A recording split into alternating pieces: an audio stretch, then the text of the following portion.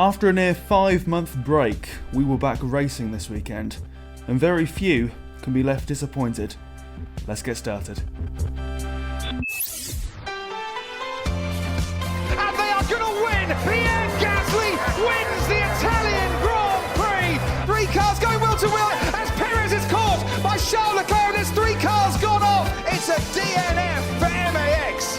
The World Championship record is equalled. Lewis Hamilton, 7-time champion of the world. Strong intro there, Tom. Strong, very strong. My brain went, tick, that's correct. I've actually heard some people, like on podcasts and Twitter and that lot, saying essentially they thought this race was a disappointment because Hamilton won and Red Bull essentially bottled it after taking pole. I failed to see how you can be of that persuasion after the last few laps, but do you guys sympathise, agree, or what do you think? No, I don't think we can. I can't agree with that statement. People have been saying it though, right? Yeah, well, I haven't seen that, or maybe that's because I live in an echo chamber where everyone says it's great. So, yeah, I haven't picked up on that myself. I suppose you could incorrectly be of that disposition if you don't think that the strategy is part of Formula One. But I was just sitting there when Hamilton was gaining on Verstappen after he'd pitted first, because it was Mercedes who undercut. They did pit first. Hamilton was in second. They pitted him, gave him fresher tyres, and he started catching Verstappen. And I was just sitting there going, come on, Red Bull, you've got to pit him. You've got to pit him. And it felt to me, I don't know whether or not you'll agree with this, but it felt to me like Red Bull weren't expecting to be in the lead. And so they were a bit like, oh, we've got to plan for the undercut / the overcut. This is something new, and therefore they weren't quite ready to have to play into that sort of strategy game with Mercedes, because it's very easy to be in second place and sort of mess up a strategy and still be in second place. That's an okay result. Oh no, we kind of bottled that, but oops, who cares, because we still got second, and Mercedes is fast. So I felt like this time, and then they did it again. They did it again. They then went, oh no, we're back in front after Verstappen caught up with Hamilton, and then they forgot to try and undercut Mercedes, and the same thing happened again. Verstappen went from 8 seconds back to the back of Hamilton's car twice, which means he should have won by like 16 seconds. So yeah, I think they bottled that, but that's part of it, right? And I was just sitting there, like I was like, I had my hands behind my back, I was like leaning forward over the sofa, staring at the screen. I was checking the Formula One F1 in Review Twitter to see what was going on there. Follow us if you don't already. It was such a great race. Just a big smile on my face the entire time. Anyway, Liv, what do you think? Going back to Tom's point, I think sometimes we can understand why people, including us, when the result is Hamilton, Verstappen, Bottas, go, that was boring. But I have a problem with those kind of races when it's led from start to finish 20 seconds ahead, blah, blah, blah, blah, blah. I do not have a problem with that 1, 2, 3 if it's as exciting as it was, right? If it's that kind of racing, if it's 0.7 seconds as they cross the line, gap as they cross the line. That I'm fine with, and I think that's the difference, and that's why these people are wrong in this instance. Yes, that result of those 3 on the podium, that's the 14th time they've been on the podium together. It can be boring, but not when literally you're gripping your seat, as you were saying, Tristan, and like leaning forward and not knowing how it was going to end, because I had no idea.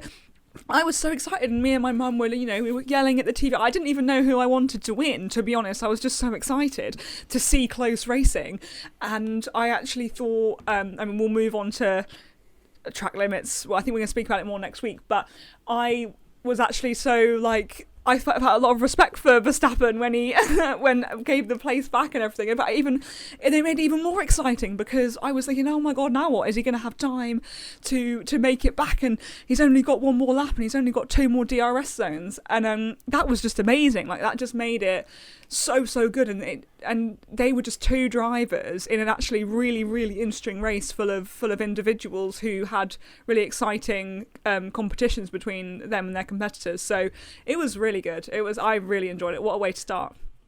Absolutely, and also you can tell it's a great race because of the reactions afterwards. In fact, just listen to the way Hamilton describes the end of the race.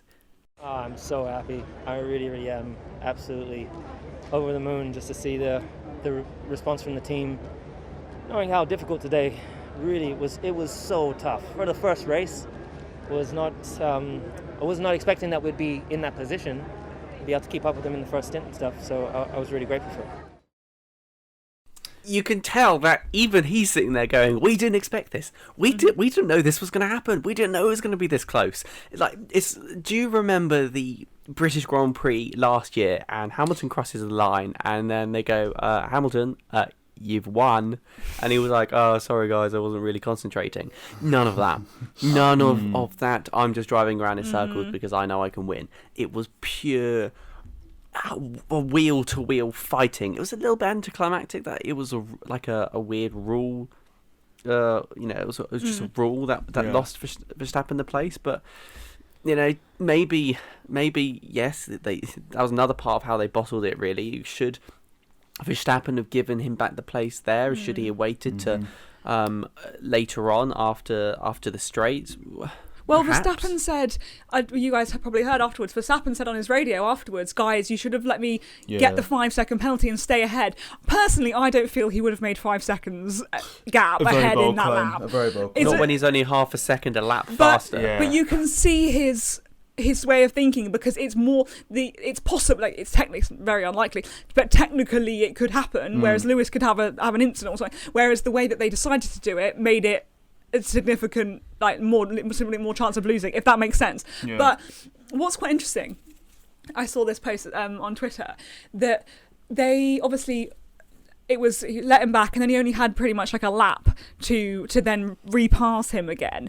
And I saw some people saying, "Oh yeah, but if he'd had one more lap, he might have gotten past." And what's funny is the race was due to be 1 lap longer, but his own teammate, breaking down on the outlap, was made there be an extra lap at the start, which means a lap being taken away from the total race length. So really, Red Bull have just their broken card did that. No, whether he might have actually not made it up in that last lap, but it would have been interesting to have one more lap of battling. Well, what do you think if, let's say, Perez hadn't bottled it? Yeah.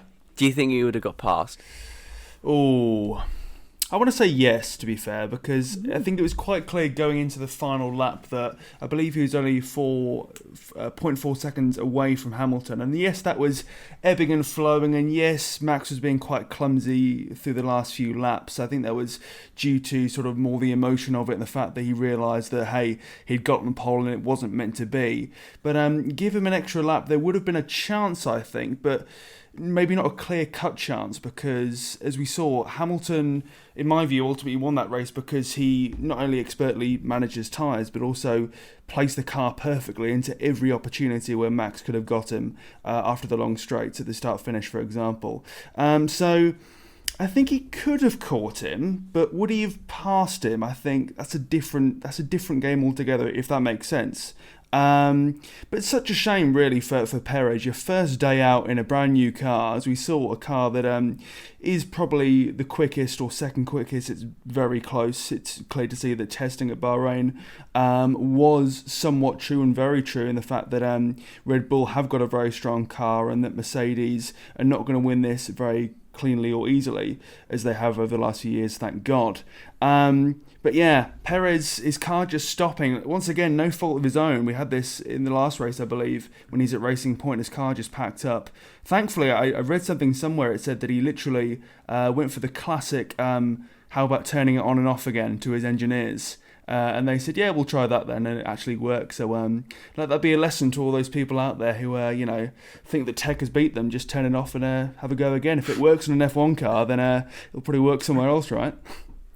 Yeah, and if you don't, restarting a Formula 1 car is no easy feat. They don't have starter motors on board. Starter motors weigh something, so it's you don't want one on the cars. They didn't have them in Formula 2 either. In fact, during the Formula 2 qualifying, someone stopped on the way out to the track, and it's like a similar thing happened then.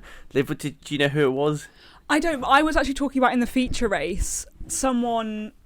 I don't even remember. Oh, no, actually, one guy's fire extinguisher went off again, which is wild because that basically is like a 1 in something million, and it happened to. I didn't see that. It happened to Schumacher last year in Formula 2, and then some guy's fire extinguisher went, and the whole car shuts off. Anyway, but one guy went off track and was in the gravel or whatever. But basically, the commentators were saying, like, in a Formula 1 car, you could make you could salvage this, you but can, you can't in F2. You can restart a Formula 1 car by using the electrical power on board. It will use all of it, but you can jumpstart it because they don't have a starter motor like in everyday road cars.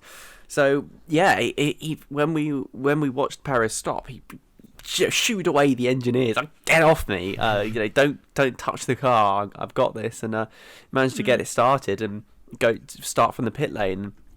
To some extent, maybe it's sometimes nice to start in the pit lane if there's absolute carnage out the first corner. Sometimes it's nice to be sort of 2-3 seconds behind, then you can avoid Vettel when he spins or Mazza spin, which is there's so many things from that. Anyway, we'll talk about that later. But I think definitely when Perez is up to speed, and I now think it is a when, not an if. As much as we like to make jokes about Albon sitting in the corner going laughing, I think that Perez is going to get up to speed. It'll be really fun to see Hamilton and Bottas versus Verstappen and Perez, and I think Perez is now a worthy sort of rival to Bottas, and teamwork between Verstappen and Perez could be absolutely so useful for the Red Bull team, because Hamilton has sometimes an advantage because Mercedes get Bottas to back second place or third place up, depending on where Bottas is. Red Bull don't have that option. They can't get Verstappen to back someone up to help Verstappen. Like, it doesn't work like that. So I think Red Bull is at the moment playing with one arm behind their back, and it'd be really nice to see a second arm appear. And it's an interesting point you say there about the sort of inter-team battle between Mercedes and Red Bull and how it's often a 2 versus 1, because Bottas' second pit stop was really slow. As you know, there was that problem removing the one of the front tyres. But if that pit stop had gone to plan and had been 3 seconds, if that, Verstappen would have been boxed in to either go really long and have little to no advantage on Hamilton, it would have been a procession again, or he could have then pitted just after Bottas to sort of cut off the two-pronged attack from the Silver Arrow. So, yeah, having Perez up there will definitely even the battle out, and without Perez being there, you kind of think to yourself, can Verstappen win unless circumstances are going in his direction? So fingers crossed in that department. I am a bit concerned, however. Perez has done a fantastic job, don't get me wrong, I'm the first one to sort of yell that one from the rooftops, but let's not forget that Perez has always done very well at Bahrain, and I'm a tad concerned that if that was a Hungary, a different circuit, a USA, a Russia, another circuit which didn't pertain to Perez's skills per se, then he wouldn't have done as well, which makes you think that he's got to really be firing on all cylinders up there with Max to make sure that Max and the team can win either races or even the constructors. But yeah, fingers crossed. Very optimistic. Yeah, I agree. And I'm just going back where you guys were saying, it was such a shame for Perez. To be honest, obviously it was. I couldn't believe it when it happened. But I was sat with my dad and I went, you know what, this is just fine because it's Perez. He'll make his way back up through. And we were making jokes already. Oh, where's he going to finish? Second, third, and ended up fifth, which obviously is fantastic. That's an excellent drive. Yeah, it was fantastic. But it was the fact as well. It shows really the sort of respect we have for his talent, in the sense that we were just already saying when he was starting from the pit lane. Me and my dad were joking about if he was in the top 3, by the end, because we know how good he is at making his way through, and with that car, even more likely. So no, it was a good finish for him. And your comments about having that second driver that can support, that's something key that Christian Horner's banged on about for the last God knows how many years, when he hasn't had that second driver for Max that he's so desperate to have. And his way he talks and describes Max is a bit weird, in my opinion. He's literally obsessed with him. Oh, Max. In Drive to Survive, in the last episode, not the last episode, the last season, I think, they started it off like they were talking about Red Bull and he goes, oh, Max is the greatest talent, Max is Alex, and then he went, and Alex is Max's teammate. That's how he described him. He did Max is this, Max is that, Max is this, Max is that, Alex is Max's teammate. But it's true. And that's because he has yet to find someone who is like the Bottas to the Hamilton, the one that can not only be a second driver, but be the one that could also win, but could also be in that first, second, third place and be useful for tactics, holding people up, strategy for pit stops, etc. So yeah, that's what he needs, and that's what he hopefully thinks he's got, and I hope he has as well, because oh my god, if we have four talented drivers that are all at the same level in those top 2 cars, wow, I'm so excited. Aww, Perez is the new Bottas. What a lovely I mean, that's insulting. I think he's got more oomph than Bottas, less beige, but he'll play a similar role. Or maybe Bottas not. got fastest lap. Wow. Don't forget that. Yeah, but that's what you do when you think, oh god, I can't win anything. With now, new so I'll tyres go as for well, you'd be fastest lap. sort of amazed if that didn't happen. But I know we're not doing controversial opinions or predictions this race, but I actually think that Red Bull have the best driver pairing on the grid. Fair enough. I can see where you're coming from. I mean, that leads me on to actually really nicely the F1 fantasy situation where we've got into ourselves now. I decided to pick the not so good combination of Stroll and Vettel. I've since substituted Vettel out to replace him with Norris. So I've now got Ricciardo, Norris, and McLaren as my team. But I think we should take a look at the standings for that. I think we should. Let's do it. So I'm on 129 points. Unfortunately, I have Vettel as well after tweeting, ha ha ha, bad luck if you got Vettel in your team. And I realised... Yes, I saw you. That was such a funny tweet, though. and I didn't even realise that I had Vettel in my team. I felt that personally. I mean, that's self-inflicted for me as well. But I've got Max and I've got Ricciardo and I've got McLaren as my team, who all did rather well. But Gasly and Ocon, not so much. So I'm second from bottom with in third place with my team Keep Calm and McLaren on. Nice. Thank you. Nice. And unfortunately, I also had Vettel, who is now gone. I now have Verstappen, Ricciardo, Tsunoda, Stroll, Norris, and then McLaren as my team. That's okay. But I look at above me, Liv, and. Someone is doing much better. Thank you. Well, we mentioned Angus as well. He got 178, which was good. Let me have a look at his team, actually. So he had Verstappen and he had Red Bull as his team. And the Norris got him a lot of points through being his turbo driver. So I have 184. Like, I'm taking this as the reason I'm being like, ha ha ha, oh my god, is because I know for a fact that it won't be long before I'm at the bottom, so I'm just going to make the most of it. I always end up at the bottom, even though I start well. So anyway, so I had Red Bull as my team, but then I also had Hamilton as a driver, and obviously not as my turbo driver, because you can't make him a turbo driver. And then I had Norris, and then both the AlphaTauris. So obviously Gasly was a bit of a disappointment there, but I think in general he's going to be strong to have in the team, but obviously it was a shame for him this weekend. And then Russell as well, because he was cheap, but also we like him. So yeah. Fantasy League, join. I don't think any of us did particularly horrendously in the first. No, I mean there's quite a gap from me to you, Tristan. But hey, it's only week 1, so I can stomach that. All to play for still. All to play for, exactly. Exactly. Now, speaking of the opposite, I suppose, of all to play for is a team that we think isn't going to do particularly well at all in the season, and I'd like to lead us on to Haas, if we may. Go on. And talk about the performance very briefly of Nikita Mazepin, as he's been nicknamed on social media, and Schumacher. And Liv, bear with me for a sec, but I did feel a teeny tiny bit sorry for Mazepin, even though he had the worst F1 debut for 19 years.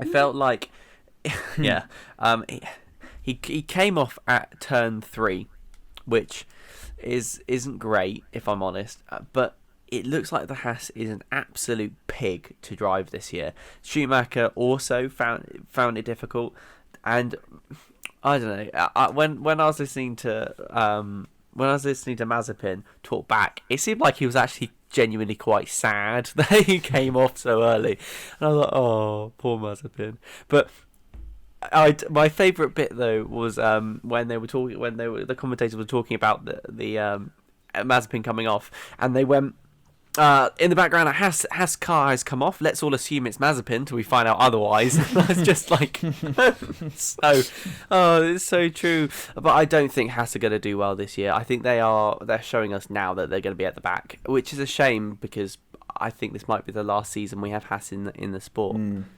I think our predictions are coming true, aren't they? We all sort of thought that Haas would be the worst team, or it would be very close between them and Williams. And if you're only driving with one driver to start with, that makes it even harder than normal. Exactly. The car in itself looks pretty difficult to drive, and I feel that my prediction of Mick Schumacher is going to do a great job and score points will not be happening this year. But bad times if you're a Haas fan, point blank. Well, I wrote down how problematic the car was for Mazepin. He spun 4 times in testing and quali, and then crashed out by turn 3 because he put down the power too early and just shot off by himself. So it is one of these moments where Mazepin is going to have to prove himself in the sport rather than in Formula 2, which is the thing I was most anxious about Stroll is the fact that you're supposed to prove yourself in Formula 3, Formula 2 and then come up when you're ready, and it seems like 2 drivers now are going to be able to prove themselves in Formula 1 rather than in Formula 2.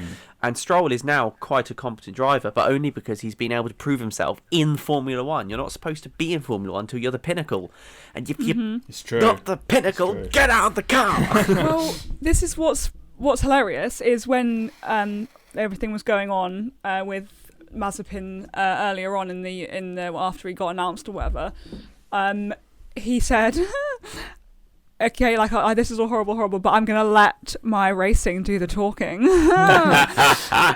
he's certainly done that. And I've got to say, I absolutely don't feel sorry for someone who's committed more crimes than laps in an F1 car in a race. So.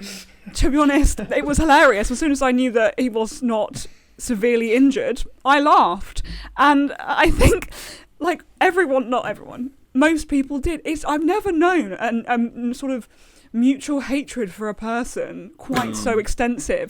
Do you know what I mean? It's absolutely. You got to. He isn't very liked. Even the commentators and you have to feel for. I mean, I said this before. The social media people at Haas. Oh my god! But the thing is, interestingly, they've had the best engagement they've had in like 10 years, or however many they've been around, because people are interacting on their posts constantly. But anyway, going back, that car honestly looks absolutely horrific.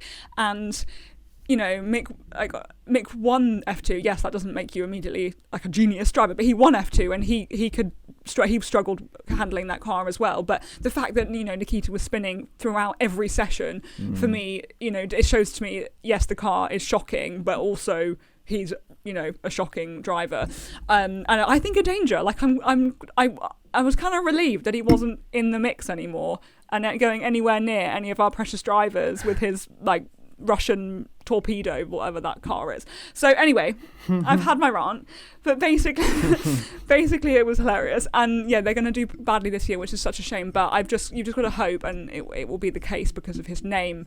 But I was going to say, you've got to. It will be the case because of his name, but you've got to hope that Schumacher will be given a chance in a different car sometime, which I'm sure he will because he's a Schumacher. So you are right, Liv. That the Haas F1 Twitter people do an excellent job of deflecting it away. They are really quite funny. If you are inclined to glance at Twitter now and then, do check them out. They are very funny. In fact, most of them do a great job of taking themselves not very seriously, and also irritating the other teams as well. And that's always quite nice. Never forget the Mercedes tweet, like something about gives you wings. Which one was Yeah. that? They said that they did. They said like, AMG power gives you wings at the end of the race, and I was like, oh my god. Yeah. And then I also saw one where it was like, oh, I can't. I'll have to find it. But it was like someone made a comment about something, and Mercedes went, oh, like overtaking a Red Bull. I'll have to find it. But anyway, yeah, it was funny. But yeah, they have good banter, and it's great, and it's like such a cool time to like be involved in social media, because people like the teams are having the account managers are having their own sort of free reign on it, and having good banter and posting fun things like memes and stuff, which before, like, you've got to admit, like a few years ago that wouldn't have happened. So they've really transformed. It was very corporate. Yeah. Mm-hmm. This is a fantastic time to get into the sport. If you are 100%. listening to our podcast because you found it somehow, and are thinking, well, this is the first season I've watched and paid attention to. Firstly, welcome. And secondly, you are in for a treat, because you've got Drive to Survive. You've got the engagement on things like Twitter. You've got engagement on YouTube, even the 7-minute like highlights you can get now. Fantastic. It's just everywhere. The post-Bernie era has really tried to promote just a sense of community. There were stupid rules before, like you weren't allowed to use clips of Formula One, races, and the only reason we can do this podcast, getting clips off YouTube and sticking it in to show you interesting thing we listen to, is because we're allowed to do that. I feel like this is the way the sport's gone forward, and they've. I think I read that 20 million more Formula One fans is what they're predicting, because of the promotion on things like Netflix and YouTube and social media. So this is not only a great time because we might actually have a championship on our fight on our hands, but also because you can engage in new ways. Formula One TV, for example, is you can pay £6 a month to watch it. That's dirt cheap. No longer do you have to buy Sky and then the Sky Sports Plus package for £1 million a year and your liver. Honestly, there's been so many people I've spoken to who said, I didn't really know too much about F1, and then I watched F1 Drive to Survive, and it's so good, it's so interesting. It's like, obviously it's been deployed, it's been programmed for that very reason, but in my mind, there's not been such a successful series on Netflix or Amazon for promoting a sport. So, for example, a number of football teams tried it with Amazon, but that's not really had the same effect. So plaudits to Liberty Media, because they've obviously put their money where their mouth is to get more fans in, not only with social media, but expanding it to different areas of the world. So the only way is up, really. Only way is up. So I feel we've got to talk about Sebastian Vettel. Qualified in 18th when Stroll was 10th. Finished in 15th when Stroll finished 10th. He's got a 10-second penalty for ploughing into the back of Esteban Ocon and then complaining on the radio that he apparently, quote, changed his line when he locked up, questionable. And he's got 5 points on his licence. I don't want to be a sort of merchant of doom, but I kind of feel that they've replaced a very good egg, Perez, with a falling star in Vettel, and I'm concerned this is going to be a trend for this season where Vettel is spiralling down and not really offering a very average Aston Martin team that much. Yeah, and to keep your egg analogy, I feel like where Vettel is a bit of a scrambled egg at the moment. He doesn't really know where he's at, and I think I feel like Ferrari has done that to him, perhaps. PTSD.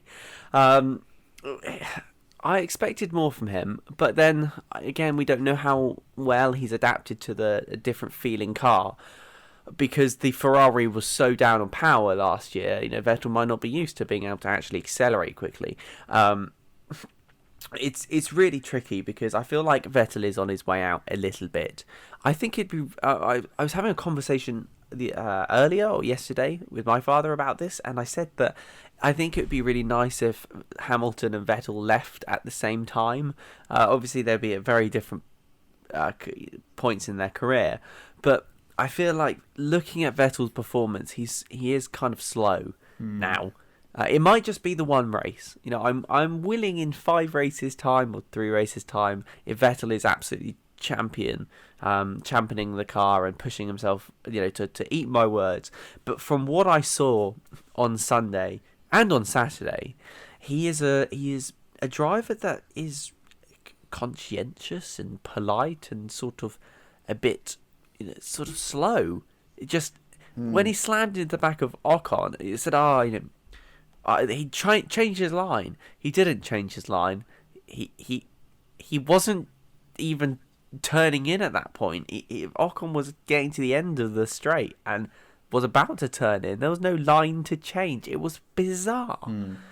So yeah, I feel like Vettel is kind of on his way out, and I feel that's a bit sad because he's kind of done he's doing a little bit like a Raikkonen did last year, where he's now in sort of a slower car and trundling at the back. So fingers crossed he can pick it up a little bit, but I do think he's past his peak. I don't think Aston Martin will necessarily get what they want out of Vettel, which is a bit of a mentor for Stroll.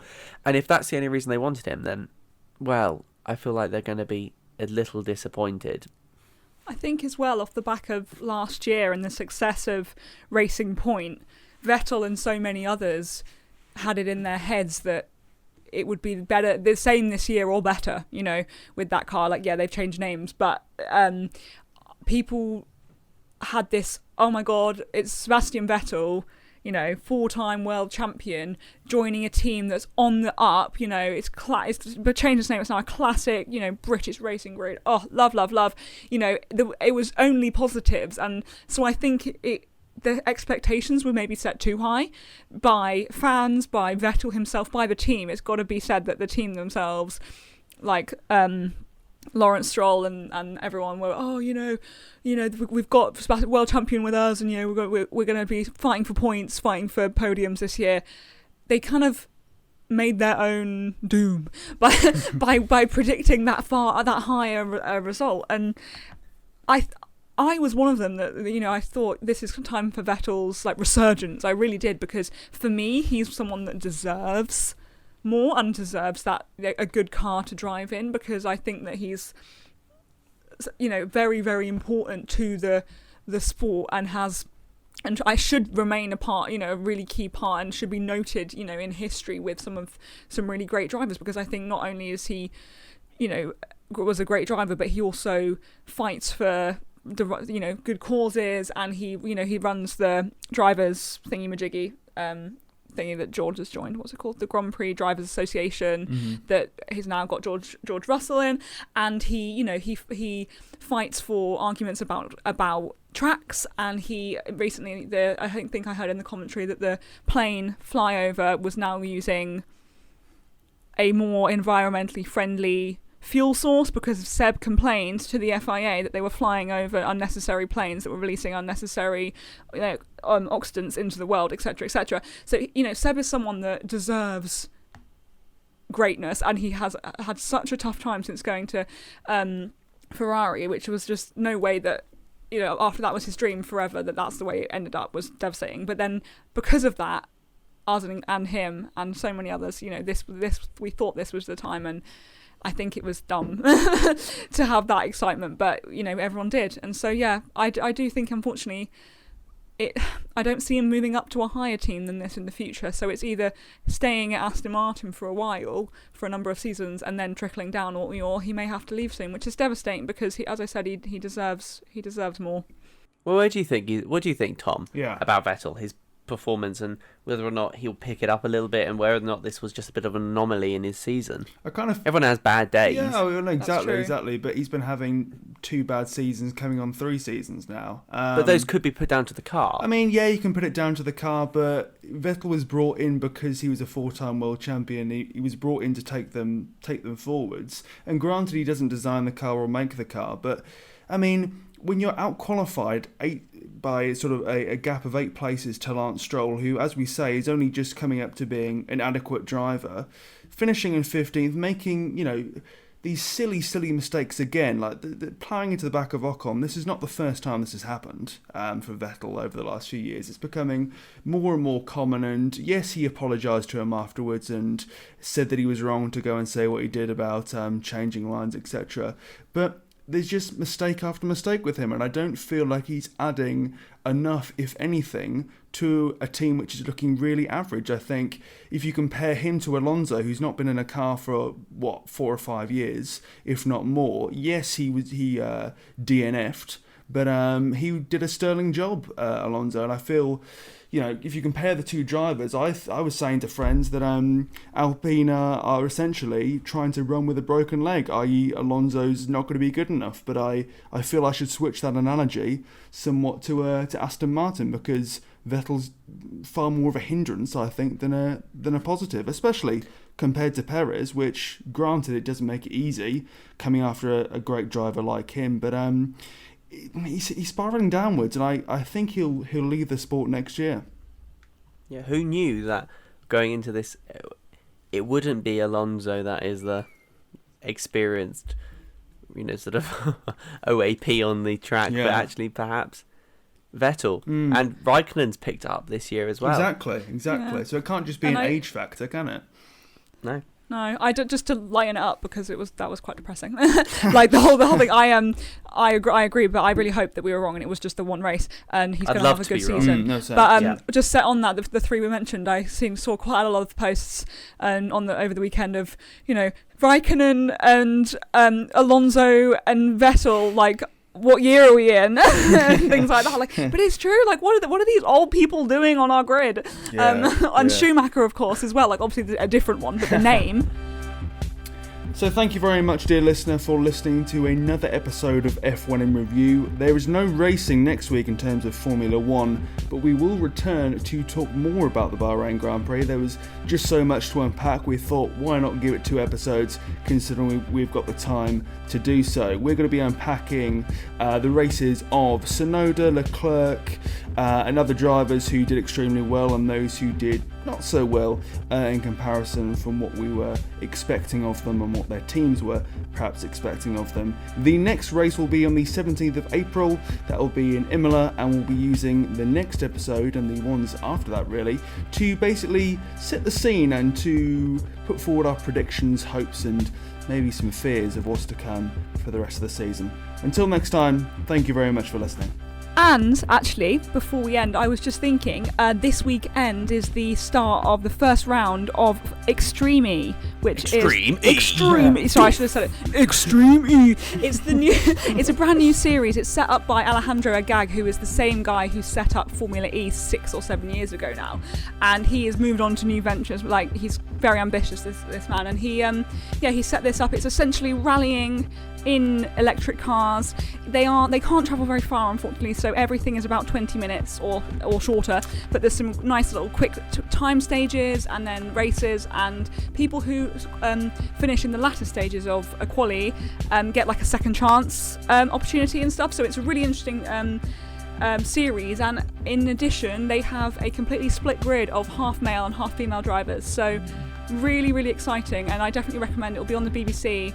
I'm pretty sure. Actually, I don't know. Yeah, I think it's on the BBC. Yeah. And on Sky. Because was it on Top Gear? What did they show off the car in Top Gear? They did, yeah.